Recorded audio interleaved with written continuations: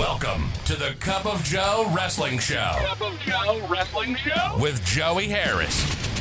A podcast for the wrestling fan on the go. So take your favorite beverage of choice and join Joey as he takes a look at some of the biggest shows on the WWE Network.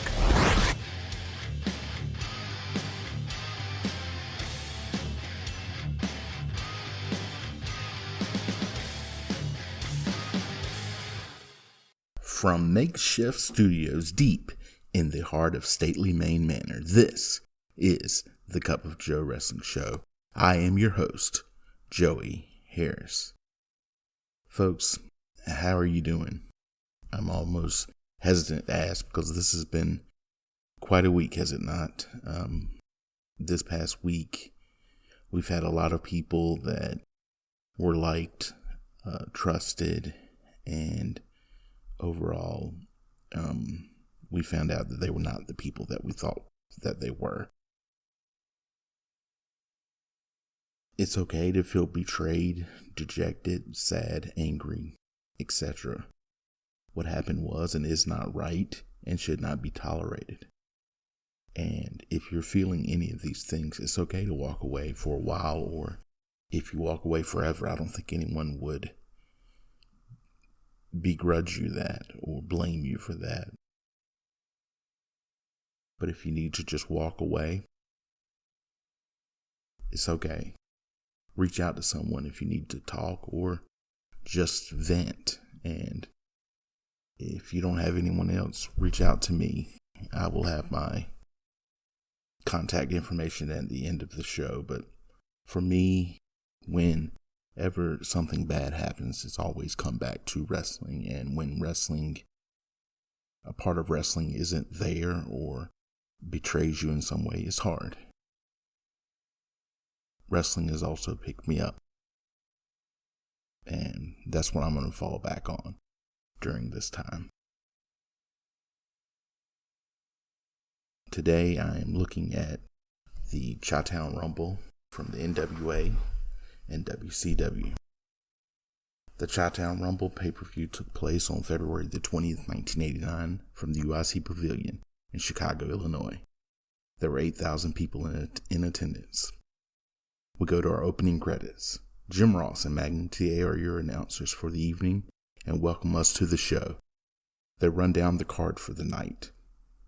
Highlight video of some of the stars on the upcoming Chi-Town Rumble. Bob Caudle interviews Michael Hayes. Hayes says he can feel it tonight. He is fired up. This is an all-star card, and this is a good promo for that card.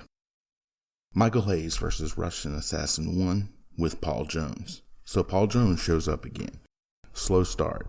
Assassin goes for the leapfrog, but Hayes punches him back and forth.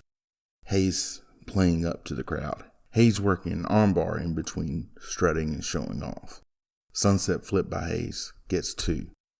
Back to the armbar. Russian Assassin comes back and throws Hayes out, but he lands on his feet and punches the Russian.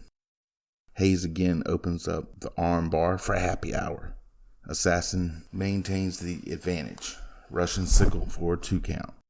Back and forth. Another sickle gets a 2 count. Assassin gets a reverse chinlock on. Hayes gets up and works out of it. They trade shots. Jones takes a cheap shot on Hayes. Assassin pushes off a bulldog attempt. Assassin misses a charge and hits the corner post.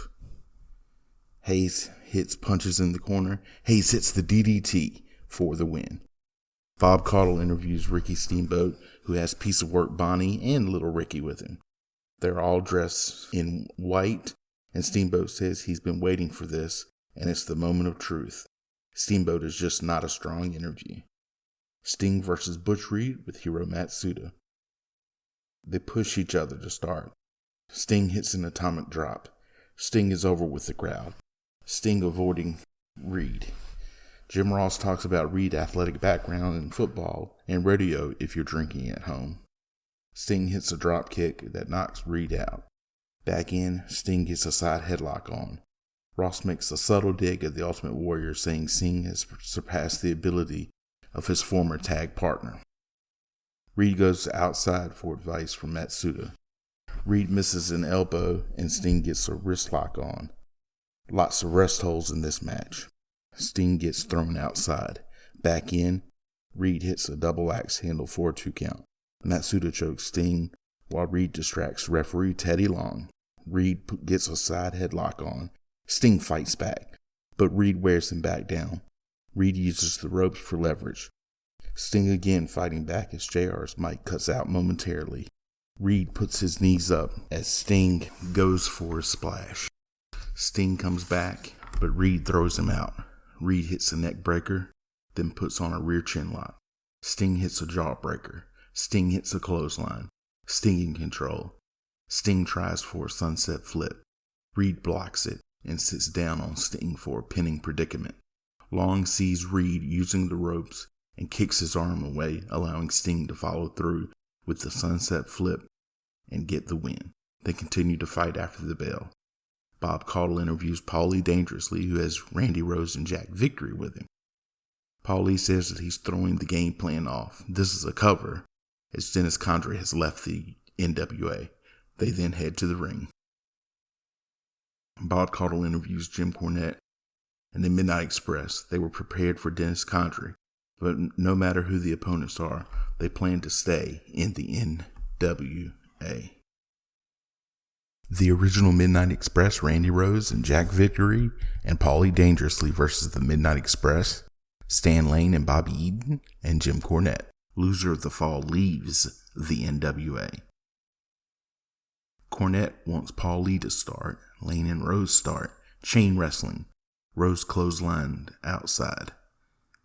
Victory tagged in. Triple teaming on Victory, which brings the crowd into it. Quick tags by the Midnight Express. Rose gets control, but a Paulie slap towards Eaton hits Rose instead. Eaton slammed into the railing outside. Back in, Paulie tagged in. He hits a few shots, but quickly tags out as Eaton recovers. Cornette wants Paulie in. Rose hits and beats Cornette. Paulie tagged in with Cornette knocked down. Cornette back up and he hits Paulie. Rose and then Victory are in, hitting Cornette. Lane tagged out. The original Midnight Express triple teaming. Lane knocked out of the ring. Back in, Lane reverses a pile driver. Rose tagged in and beat around. Eaton in. He hits a top rope drop kick on Victory. Paulie and Cornette tagged in. Cornette clotheslines Paulie. Rose and Lane tagged in. All 4 wrestlers in the ring. Rose misses a top rope splash. It's breaking down. The Midnight Express hit a double flapjack on Rose to win the match. Bob Caudle interviews Ric Flair with Hiro Matsuda. Flair says he has wrestled the greats and he remains the world heavyweight champion. He says Matsuda is the greatest mind, while Matsuda just stands there wasting oxygen. NWA World Television Championship match. Rick Steiner with Scott Steiner versus Mike Rotunda with Kevin Sullivan. Rotunda rolls out right away, but walks away from Scott. Back in, chain wrestling to start. Rotunda gets frustrated by Rick. European uppercuts by Rotunda. Syracuse sucks chant goes out. Back and forth. Rick hits a big clothesline. Feeling out process. Abdominal stretch reversal by Rick to take Rotunda down. Rotunda rolls out again. Back in. Rotunda hits a reverse crossbody, but Rick rolls through for a 2 count. JR again talking college athletics, so if you're drinking at home, take a shot. Rick has a side headlock on. Rick hits a back body drop. Rick then misses a big splash. It goes outside. Rotunda punishes Rick. Back in, Rick hits a power slam for a 2 count. Sullivan comes on the house mic and says that Rick has a beautiful dog back in the dressing room. This distracts Rick. Rotunda hits a nice side suplex. Rotunda then hits a drop kick. Rick gets the sleeper on. They both fall down with the sleeper on, but Rick's shoulders go down for a 3 count. Rotunda regains the television title. Bob Caudle interviews the Road Warriors and Paul Ellering. They guarantee that the varsity club will go up and have their heads ripped off. NWA United States Championship match.